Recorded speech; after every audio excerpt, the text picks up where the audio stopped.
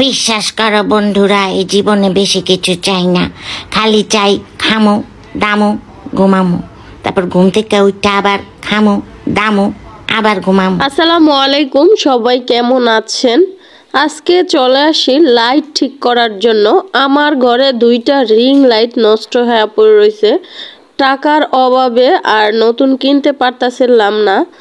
আমি মনে করছিলাম মানে এই লাইটগুলা নষ্ট হয়ে গেলে আর ঠিক হয় না। এখন এটা আমার ধারণা ভুল ছিল, এরকম হয়তো অনেকেই মনে করেন, যার কারণে আমার আজকের এই ভিডিওটা করা। আপনারা যারা ভাবেন আমার মতো যে এই ধরনের লাইটগুলো একবার নষ্ট হয়ে গেলে আর ঠিক হয় না, এজন্য আমি নিয়ে আসি। আমি ভাবলাম যদি ঠিক হয় তাহলে তো অল্পতেই বাইচা গেলাম, আর না হইলে তো এই কষ্ট মানে কি যে কষ্ট সেটা তো তোমরা বুঝতেই পারছো। যার এই ধরনের জিনিস নষ্ট হয়ে যায়, শখের জিনিস সেই বুঝে শখের জিনিস নষ্ট হয়ে গেলে কতটা কষ্ট লাগে। তারপর চলে আসি এই ভাইয়ার দোকানে। অন্য একটা দোকানে গেছিলাম পরিচিত, সে আবার ওনার ঠিকানাটা দিল। তারপর ওনার কাছে চলে আসি, তো উনি আবার মাশাল্লাহ দেখি ঠিকঠাক করে ফেলছে। আমার এটা মাশাল্লাহ ঠিক হয়ে গেছে।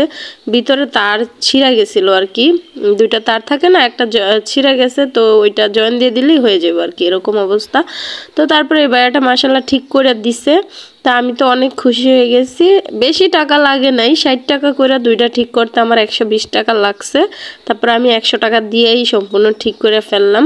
ভাইয়া কিন্তু আমাকে চা খাওয়ার অফারও করছে, কিন্তু আমি খাই নাই। আমি বলছে আমার এটা ঠিক করে দিলেই হইব ভাই, আমার চাটা এখন আর খাইতে ইচ্ছে করতেছিল না। আজকের এই ছোট্ট ভিডিওটা করার কারণই হচ্ছে আমার মতো যারা ভুল ধারণা নিয়ে বসে আছেন ঘরে, যাদের এরকম লাইট নষ্ট হয়ে গেছে, তারা কিন্তু একবার দোকানে নিয়ে দেখতেই পারেন ঠিক হয় কিনা। অবশ্য আশা করি ঠিক হয়ে যাবে।